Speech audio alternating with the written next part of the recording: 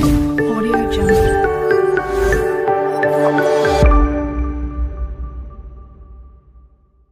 మనం ఇప్పుడైతే కాలజ్ఞానం రచించిన శ్రీ పోతులూరి వీరబ్రహ్మేంద్ర స్వామి మఠంకైతే చేరుకున్నాము. ఈ బ్రహ్మంగారి మఠం ఎక్కడుందంటే ఆంధ్రప్రదేశ్ రాష్ట్రంలోని కడప జిల్లాలో ఉంది.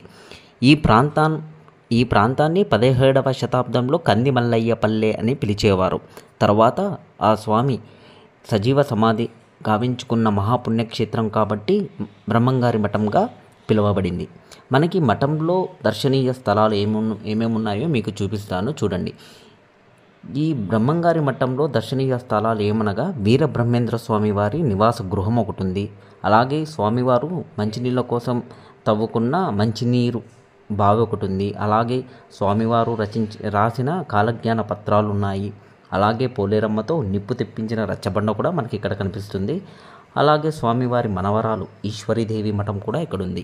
నేనైతే అన్నీ చూపించలేదు, మీరైతే ఒకసారి ఆ మఠాన్ని దర్శించి మీరైతే అన్నీ చూడండి. నేనైతే కొన్ని చూపించాను.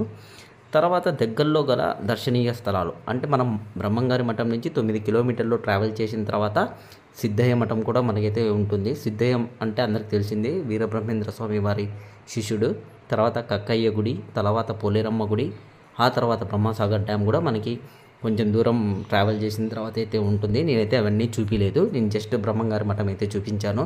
చూడండి, వీరబ్రహ్మేంద్ర స్వామి స్వయాన తవ్వుకున్న బావది.